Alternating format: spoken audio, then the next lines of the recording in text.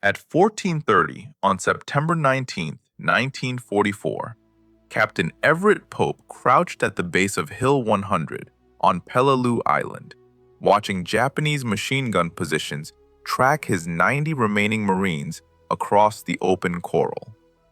25 years old, 3 Pacific campaigns, zero doubt this would be the hardest fight of his life. The Japanese 14th Infantry Division had fortified the steep ridge with interlocking bunkers, 70mm guns, and enough ammunition to hold for months. Hill 100 rose 300 feet above the surrounding terrain, bare coral, no cover. The Japanese called it East Mountain. They had spent 4 months carving firing positions into the rock face. Every approach was a killing zone. The 1st Marine Division had already lost 2,000 men in 4 days trying to take Peleliu. Major General William Rupertus had promised the island would fall in 4 days. He was wrong. The Japanese had abandoned their old tactics. No more suicidal Banzai charges on the beaches. Instead, they had built a fortress in the interior ridges. Pope's Company C had landed with 235 Marines on September 15th. 4 days of combat had reduced them to 90. 60 men were already dead or wounded. The battalion had suffered 71% casualties attacking these ridges. Pope knew the numbers. He knew what Hill 100 meant. Whoever controlled that ridge controlled the southern approach to Bloody Nose Ridge. The Japanese knew it too. 2 Sherman tanks were supposed to support the assault. Both slipped off a narrow causeway on the approach, immobilized. Pope's Marines crossed the causeway anyway. Somehow, miraculously, not a single man was hit crossing that exposed ground. The Japanese were saving their ammunition. They wanted the Marines closer.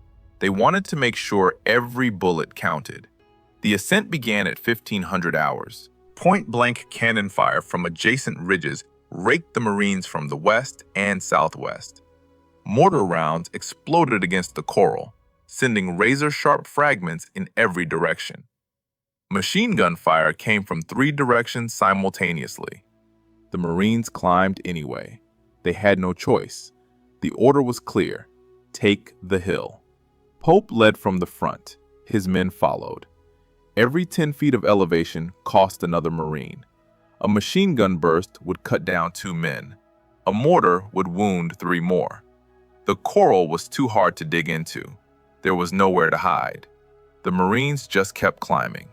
By the time they reached what they thought was the summit, Company C had lost over 60 men. More than 2/3 of Pope's remaining force was gone. That's when Pope realized the maps were wrong. Hill 100 wasn't a hill. It was a long, narrow ridge. The summit they had just taken was surrounded by higher ground. Japanese positions occupied every piece of elevated terrain around them. Pope and his 24 surviving Marines were trapped on an exposed finger of coral with enemy forces on 3 sides. The sun was setting. Darkness would come in less than 2 hours. Pope had 1 light machine gun, several Thompson submachine guns, M1 rifles, a limited supply of hand grenades, no water, no way to resupply, no radio contact with battalion. The Japanese had probably 500 men in the surrounding positions, maybe more. They would attack after dark. Pope knew it. His Marines knew it. If you want to see how Pope's rock trick saved his men through the night, please hit that like button. It helps us share these forgotten stories with more people. Subscribe if you haven't already. Back to Pope. The Marines began gathering coral rocks, loose chunks of stone scattered across the ridge. Pope realized they could use them. Mix the rocks with the grenades. Throw them both at attacking Japanese. In the darkness, the enemy wouldn't know which was which. It was desperate. It was crude, but it might buy them enough time to survive until dawn. Pope looked at his 24 Marines, young faces, exhausted, terrified, determined. He had 1 night to hold this position, and he had an idea that would either save them or get them all killed in the next 12 hours. Darkness fell at 1900 hours. Pope positioned his Marines in a thin perimeter around the ridge. 24 men to defend a position that needed at least a full platoon. Each Marine was responsible for covering 15 to 20 feet of front. Any more spread out, and the Japanese could walk through the gaps. Any closer together, and a single mortar round could kill half the force. Pope placed the light machine gun on the northern approach. That was the most likely avenue of attack. The ridge sloped down to the north, giving the Japanese a natural approach route. 2 Marines with Thompson submachine guns covered the eastern flank. The rest carried M1 Garand rifles, standard Marine Corps infantry weapons, effective at close range, useless if they ran out of ammunition.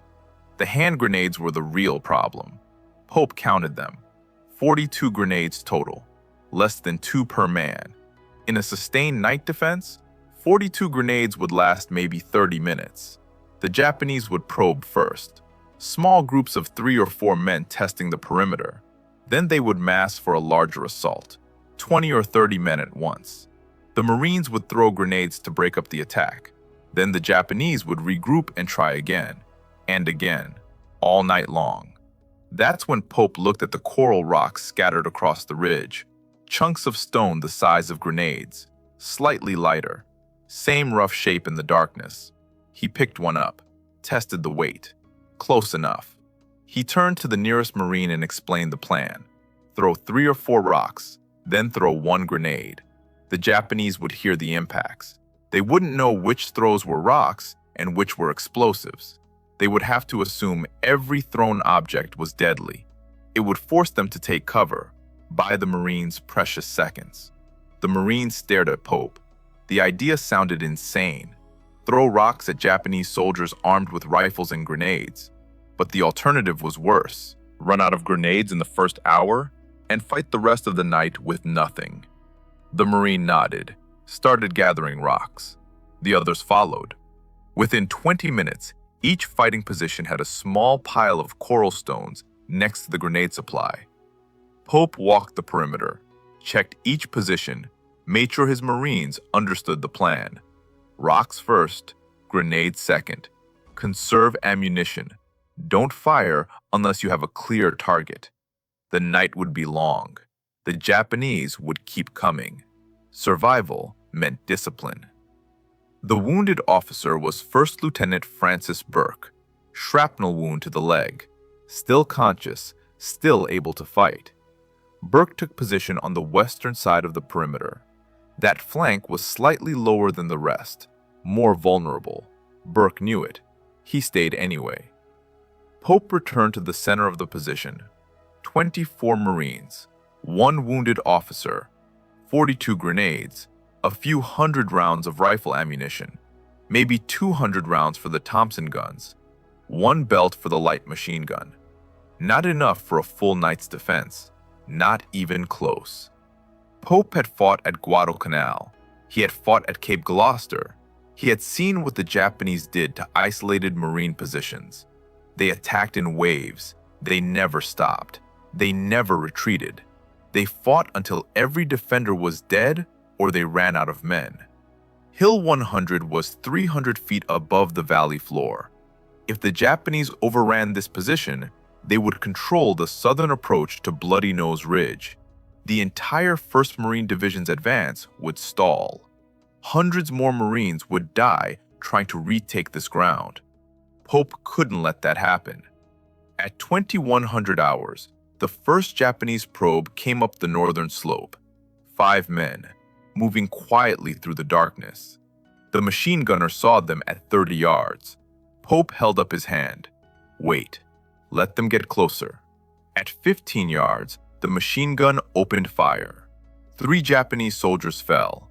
The other 2 retreated down the slope. The night defense of Hill 100 had begun. The second attack came at 2140. Larger group, 12 to 15 Japanese soldiers moving up the eastern slope. They were testing a different approach, looking for weak points in the Marine perimeter. The 2 Marines with Thompson guns spotted movement at 40 yards. Pope gave the signal. Both Marines grabbed coral rocks from their piles, threw them hard toward the advancing Japanese. The rocks clattered against the coral slope, loud impacts in the darkness. The Japanese immediately hit the ground, took cover behind whatever terrain they could find. They were waiting for the explosions. 3 seconds passed. 4 seconds. No explosions. The Japanese started to rise. That's when the Marines threw the actual grenades. 2 Mark II fragmentation grenades arced through the darkness. 4.5-second fuses. Both exploded directly over the Japanese position. Shrapnel tore through the exposed soldiers. Screams cut through the night. The survivors retreated back down the slope. The rock trick had worked. The Japanese thought the first throws were duds. They exposed themselves. The real grenades caught them in the open. Pope watched from the center of the perimeter. The tactic had bought his Marines 5 critical seconds. 5 seconds where the enemy was confused, hesitant, off balance. In night combat, 5 seconds was the difference between survival and annihilation. He passed the word around the perimeter. Keep using the rocks. Mix them with the grenades. Make the Japanese guess. At 22:15, a larger assault hit the northern slope. 20 to 25 Japanese soldiers. A coordinated attack, not a probe. A genuine attempt to overrun the position. The light machine gunner opened fire at 35 yards. Tracer rounds lit up the darkness. Japanese soldiers fell. The others kept coming. They were screaming. Battle cries meant to terrify the defenders. The Marines held their ground. Pope ran to the northern edge of the perimeter. 4 Marines were throwing rocks as fast as they could grab them. 1 rock, another rock, a third, then a grenade. The pattern repeated. The Japanese couldn't advance. Every time they tried to move forward, something was flying at them through the darkness. Most were rocks, some were grenades. They had no way to tell which was which until impact. The uncertainty paralyzed them. The machine gun ran through its first belt. 100 rounds gone in less than 2 minutes. The gunner reloaded, started firing again. Japanese soldiers were now within 20 yards of the Marine position, close enough to throw their own grenades. 2 Japanese grenades landed inside the perimeter. Both exploded. 1 Marine was wounded. Shrapnel to the arm. He kept fighting. Pope grabbed a rifle from a wounded Marine, aimed at muzzle flashes in the darkness, fired 3 rounds. A Japanese soldier collapsed 15 yards away. Pope moved to a different position. Standard infantry tactics. Never stay in one place after firing. The Japanese would target the muzzle flash. Pope had learned that lesson at Guadalcanal. The assault lasted 12 minutes. When it finally broke, 8 Japanese bodies lay on the northern slope. The Marines had used 11 grenades and approximately 70 rocks. The math was working. For every grenade thrown, the Marines threw 6 or 7 rocks first.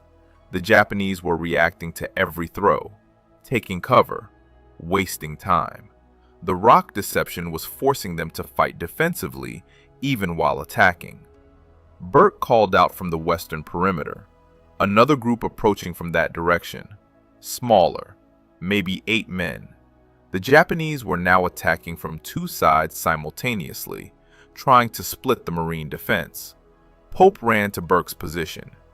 3 Marines were already throwing rocks toward the approaching enemy. Pope watched the Japanese hesitate, dive for cover, waste precious seconds.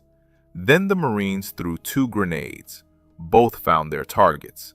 By midnight, the Japanese had launched 5 separate attacks, small probes, medium assaults, 1 large coordinated strike from 2 directions. All had failed.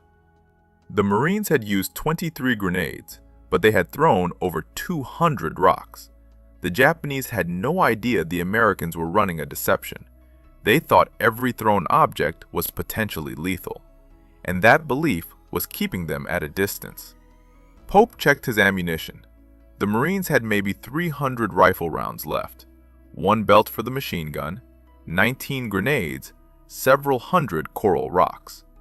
Dawn was 6 hours away, and the Japanese were regrouping for another assault.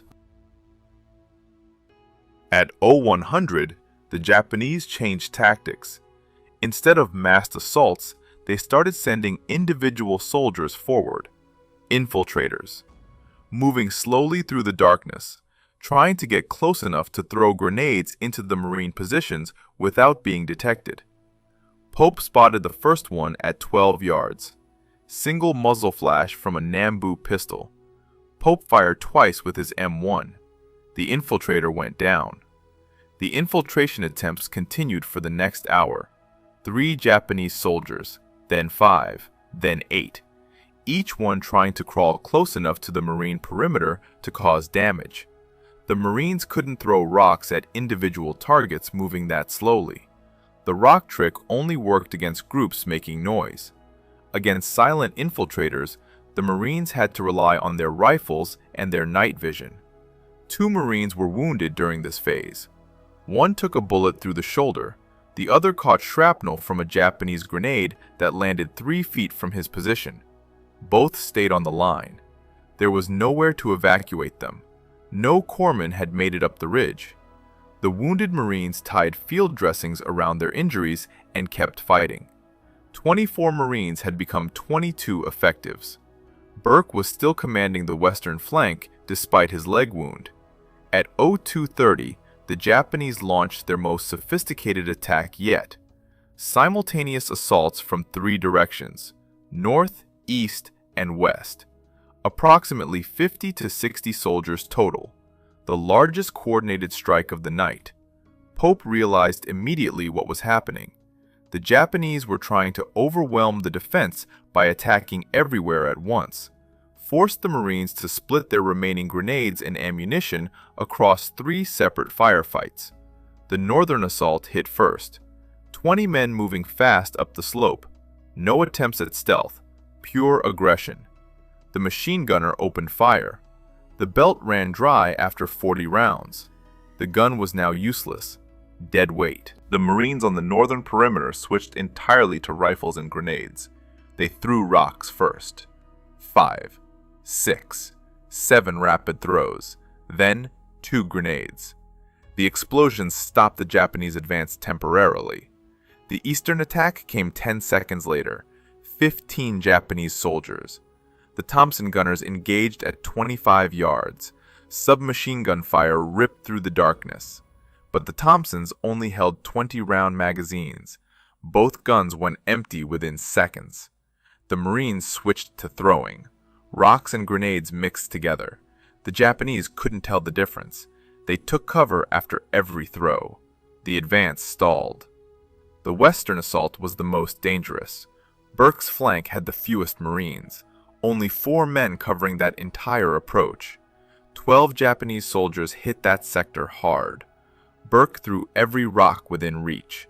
Then he used his last 3 grenades. The explosions bought enough time for the other Marines to shift position and support his flank.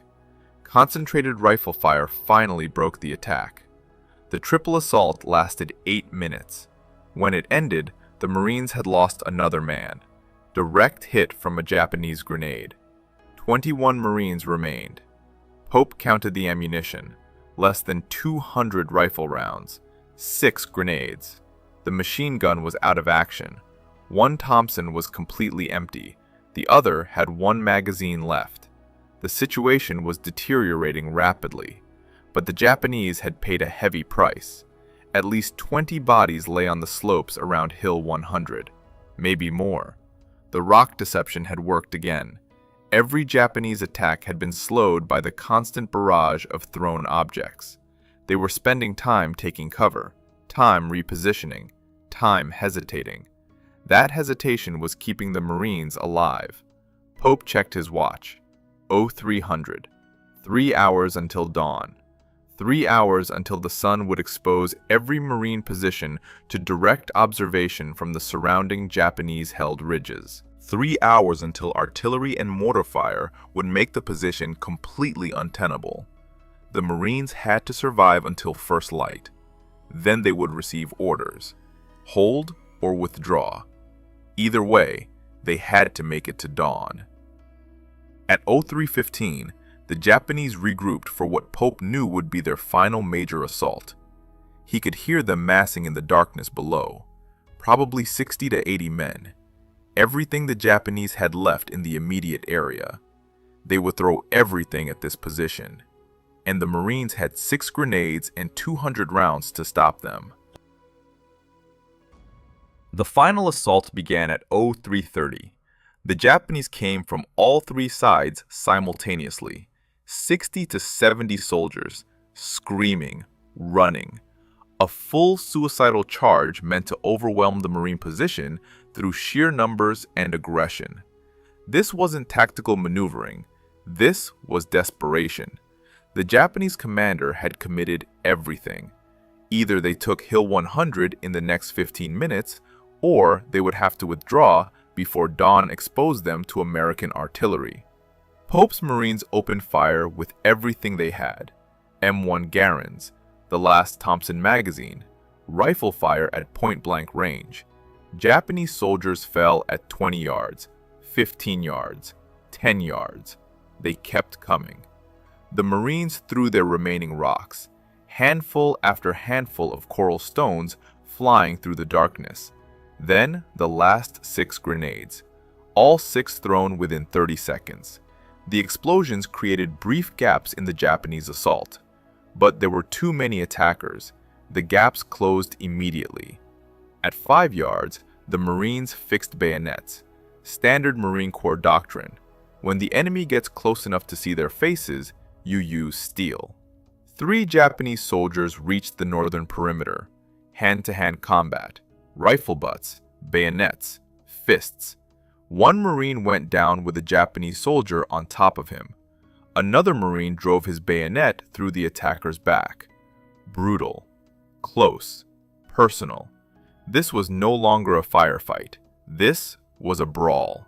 Burke's western flank collapsed. 4 Marines couldn't hold against 15 Japanese attackers. Burke himself killed 2 with his rifle before it ran empty. Then he grabbed his entrenching tool, standard issue folding shovel, sharpened edge. He swung it like an axe, caught a Japanese soldier across the face. The man dropped. Burke kept swinging. The other Marines on that flank were fighting with knives, anything they could grab. The position was being overrun. Pope ran to the western side, fired his last 5 rounds, dropped 3 Japanese soldiers at 8 yards. His rifle clicked empty. No more ammunition. He looked around desperately, spotted a wooden ammunition box, empty, heavy, 12 inches by 8 inches, solid construction. He grabbed it with both hands and hurled it at the nearest Japanese soldier.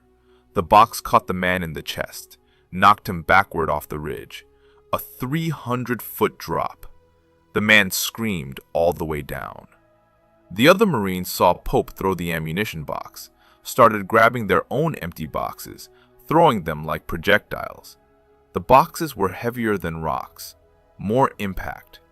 1 Marine threw a box that hit a Japanese soldier in the head. Skull fracture. Instant death. Another box caught a soldier in the ribs, broke bones, put him out of the fight. The Marines were literally throwing anything they could grab. At 0400, the Japanese assault broke. Not because they were defeated, because they realized the Marines had stopped shooting. No more gunfire, no more grenades. The silence was revealing. The Japanese commander understood immediately. The Americans were out of ammunition. All he had to do was wait 5 more minutes, regroup his remaining men, launch 1 more attack. The Marines would have nothing left to throw. But 5 minutes was too long. The eastern horizon was starting to lighten. Not sunrise yet, just the first hint of dawn, pre-dawn twilight. In 30 minutes, American artillery observers would be able to see Hill 100. In 45 minutes, they could call fire missions on any Japanese positions visible from the valley below.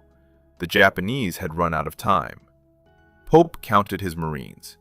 14 still standing. 7 were wounded but functional. 3 were unconscious from wounds or exhaustion, 21 total. 3 had died during the final assault.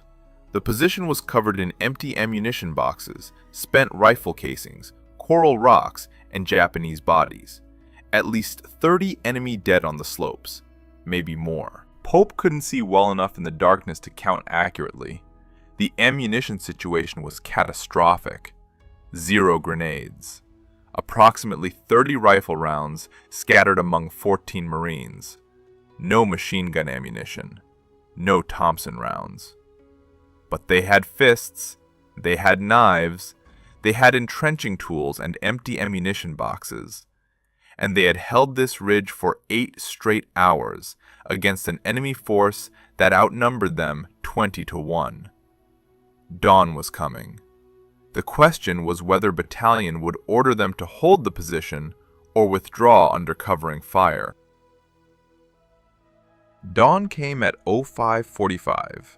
The sun broke over the eastern ridges and illuminated Hill 100 for the first time since the Marines had taken it.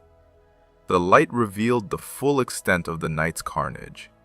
Japanese bodies covered the northern, eastern, and western slopes, at least 35 dead. The coral ridge was stained dark.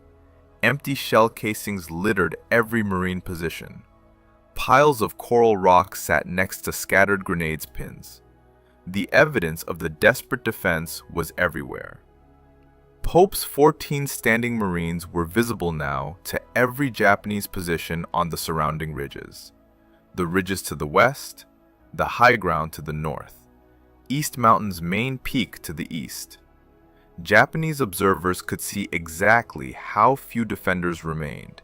They could count the Marines, see their exhausted faces, recognize how vulnerable the position had become. At 0600, the first Japanese artillery round impacted 30 yards north of the Marine perimeter. 70mm mountain gun. The Japanese had brought up artillery during the night, positioned it somewhere on the reverse slope of the northern ridge, out of sight from American observers in the valley. The gun crew had waited for daylight to get an accurate range on Hill 100. The second round landed 20 yards away. The third hit 15 yards from the nearest Marine position. The Japanese gunners were walking their fire directly onto the ridge. They had all the time in the world. The Marines had nowhere to go, no cover. The coral was too hard to dig into. All they could do was press themselves flat against the ground and hope the next round landed somewhere else. Burke tried to move from his position. His wounded leg buckled. He collapsed. 2 Marines dragged him to the center of the perimeter. The shrapnel wound from the previous night had worsened. Blood loss, possible infection. Burke needed immediate medical evacuation. So did the other 7 wounded Marines, but there was no way to get them off the ridge under direct artillery fire. At 0620, a runner from 1st Battalion reached the base of Hill 100. He had orders from Major Raymond Davis. Withdraw immediately. The position was untenable in daylight. Japanese artillery would kill every Marine on that ridge within the hour. Battalion would provide smoke cover for the withdrawal. The Marines had 3 minutes to prepare to move. Pope gathered his 14 functional Marines, explained the plan. They would carry the 3 unconscious wounded down first, then help the 7 walking wounded make the descent. Burke insisted he could walk with assistance. Pope assigned 2 Marines to support him. The withdrawal would be conducted in stages. First group down, second group covers, then switch. Standard infantry tactics for breaking contact under fire. At 0623, American artillery fired smoke rounds onto the slopes below Hill 100. White phosphorus shells. Dense white smoke rolled up the ridge face. The smoke wouldn't stop Japanese bullets or artillery rounds, but it would obscure the Marines from direct observation. The Japanese gunners would have to fire blind, less accurate, less deadly. Enough of an advantage to make the withdrawal possible. Pope's first group started down the northern slope. 4 Marines carrying 1 unconscious man. The route was treacherous, loose coral, steep gradient, the same path they had climbed 17 hours earlier while under fire. 60 Marines had been hit on this slope during the assault. Now 14 exhausted men were trying to descend while carrying their wounded. Japanese machine gun fire came through the smoke. The gunners were firing at sound, at movement, at anything they thought might be Marines. Bullets cracked past Pope's head, ricocheted off the coral. One round hit a Marine in the leg. He stumbled but kept moving. There was no stopping, no taking cover. The only direction was down. The first group reached the base of the ridge at 0635. They immediately set up a covering position, rifles aimed back up the slope, ready to suppress any Japanese attempt to pursue. The second group started down. Burke and 6 other wounded Marines, 2 unconscious men being carried. The smoke was thinning. The Japanese artillery had found the range again. Rounds were impacting on the upper portions of Hill 100, right where the Marines had spent the night. The timing of the withdrawal order had been perfect. 5 more minutes and the entire force would have been killed by artillery. Pope was the last Marine off the ridge. He took one final look at Hill 100. 24 Marines had climbed that slope yesterday afternoon. 8 were coming down alive and unwounded. The rest were casualties or still up there, dead. It would take 2 weeks before the Marines could return to recover the bodies. Pope and his 8 unwounded survivors reached the battalion aid station at 0700. The 3 unconscious Marines were immediately evacuated to the division hospital. Burke and the other wounded received treatment for their injuries, shrapnel removal, bandaging, plasma infusions for those who had lost significant blood. Pope himself had a piece of coral embedded in his left shoulder. He hadn't noticed it during the night. Adrenaline. The corpsman pulled it out with forceps. 3 stitches. Pope refused further treatment. Major Raymond Davis met Pope at the aid station. Davis commanded 1st Battalion, 1st Marines. His battalion had suffered 71% casualties over 6 days of fighting for these ridges. 240 men killed or wounded out of a battalion that had landed with 900. Davis looked at Pope's after-action report. 24 Marines held Hill 100 for 8 hours, repelled multiple company-strength Japanese attacks, used rocks mixed with grenades to deceive the enemy, fought hand-to-hand when ammunition ran out. 8 survivors. Davis immediately wrote a recommendation for the Medal of Honor. The Battle of Peleliu continued for another 2 months. The 1st Marine Division was pulled off the island on October 15th after 30 days of continuous combat. The Army's 81st Infantry Division replaced them. The fighting didn't end until November 27th, 73 days total. Major General Rupertus's prediction of a 4-day battle had been catastrophically wrong. The 1st Marine Division suffered 6,500 casualties, the highest casualty rate of any amphibious assault in Marine Corps history. 1 in 3 Marines who landed on Peleliu was killed or wounded. Hill 100 became a symbol of the entire Peleliu campaign, a small unit holding impossible ground against overwhelming odds. The rock-throwing tactic became legendary within the 1st Marine Division. Other units started carrying extra coral rocks during night defensive positions. The improvisation had worked once, maybe it would work again. The Japanese never adapted to the deception. Throughout the rest of the Peleliu campaign, Marines used the same trick. Throw rocks, throw grenades, make the enemy hesitate. Pope was evacuated to Pavuvu Island on October 20th for rest and recovery. He was promoted to major in January 1945, assigned to study Japanese language at Yale University. He was still at Yale when the Medal of Honor recommendation was approved. The citation was signed by President Franklin Roosevelt in April 1945. But Roosevelt died on April 12th before the presentation ceremony could be scheduled. President Harry Truman took office on April 12th. One of his first official acts as president was to schedule a White House ceremony for Medal of Honor recipients. The ceremony was held on June 15, 1945. Truman's first Medal of Honor presentation as president. Pope stood in the East Room of the White House with 13 other recipients, 7 Marines, 6 Army soldiers.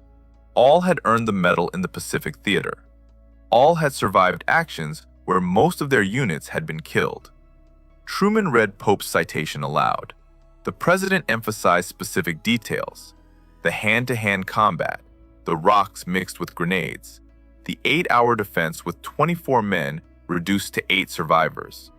Truman told Pope that his actions represented everything the Medal of Honor was meant to recognize: extraordinary valor in the face of impossible odds, leadership that inspired men to fight beyond normal human endurance, tactical innovation that saved lives.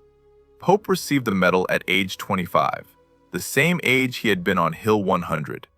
He returned to Massachusetts after the ceremony, joined the Marine Corps Reserve, commanded a reserve infantry battalion until the Korean War broke out in 1950. He was called back to active duty, served another tour, then returned to civilian life permanently, worked in banking, raised 2 sons, stayed connected to Bowdoin College, where he had graduated in 1941. The rock-throwing tactic was never officially adopted by the Marine Corps. There was no field manual entry, no training doctrine, but veterans passed the story to younger Marines. The story of Captain Pope and Hill 100 became part of Marine Corps oral history, proof that innovation and determination could overcome superior firepower, proof that 8 men could hold a position if they refused to surrender. Pope rarely spoke publicly about Peleliu. When asked about the night defense, he always emphasized his Marines, the 8 who survived, the 16 who died. He insisted he had simply done what any Marine officer would do: lead from the front, fight until ordered to withdraw, take care of the men under your command. Pope left active duty in 1946, returned to Massachusetts, found work at a bank in Boston, started as a junior officer, worked his way up through the organization over 37 years. He married Eleanor Hawkins in 1942, his high school sweetheart. They raised 2 sons, Lawrence and Ralph. Lawrence eventually became a United States ambassador to Chad from 1993 to 1996. Both sons went into public service, following their father's example of duty. Pope stayed connected to Bowdoin College for the rest of his life, served on the governing boards for 27 years, from 1961 to 1988. He established the Pope Scholarship Fund in the 1980s to help students who couldn't afford tuition. He also helped establish the Haldane Cup, an award presented to seniors who demonstrate leadership and character. The cup was named after Captain Andrew Haldane, Pope's classmate and friend. Haldane commanded K Company, 3rd Battalion, 5th Marines. He was killed on Peleliu, shot by a Japanese sniper on October 12, 1944, 3 weeks after Pope's fight on Hill 100. The college awarded Pope an honorary Doctor of Laws degree in 1987. The citation mentioned his military service, his business career, his dedication to education. Pope rarely spoke about the Medal of Honor. He considered it a symbol of his Marines' sacrifice, not his personal achievement. When people asked about Hill 100, he always said the same thing: 8 men survived because 24 fought together. Pope retired from banking in 1983. He and Eleanor moved to Brunswick, Maine, stayed close to Bowdoin, close to their sons. They spent summers on Great Pond in Belgrade Lakes, winters on Amelia Island in Florida. A quiet retirement. No publicity. No interviews unless specifically requested by military historians. In September 2008, Pope and Eleanor moved to the Hill House Assisted Living Facility in Bath, Maine. Both were experiencing declining health. Eleanor died on January 22, 2009, 89 years old, 66 years of marriage. Pope followed 6 months later. He died on July 16, 2009, his 90th birthday, the same date he was born in 1919. Pope and Eleanor were cremated, buried together at Arlington National Cemetery on September 15, 2009, exactly 65 years after the Marines landed on Peleliu. The funeral was private, family only, no military ceremony. Pope had specifically requested a quiet burial. He didn't want attention.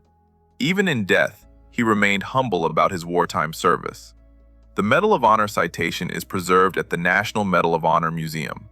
Pope's story is part of the Marine Corps historical record. 1st Battalion, 1st Marines, maintains the Hill 100 defense as a case study in small unit tactics and defensive innovation. The rock-throwing deception is taught at Marine Corps officer training, not as doctrine, but as an example of adaptive thinking under extreme pressure. If this story moved you the way it moved us, do me a favor, hit that like button. Every single like tells YouTube to show this story to more people. Hit subscribe and turn on notifications. We're rescuing forgotten stories from dusty archives every single day. Stories about Marines who saved lives with rocks and bare fists. Real people, real heroism. Drop a comment right now and tell us where you're watching from. Are you watching from the United States, United Kingdom, Canada, Australia?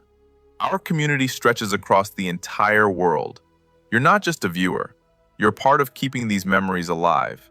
Tell us your location. Tell us if someone in your family served. Just let us know you're here.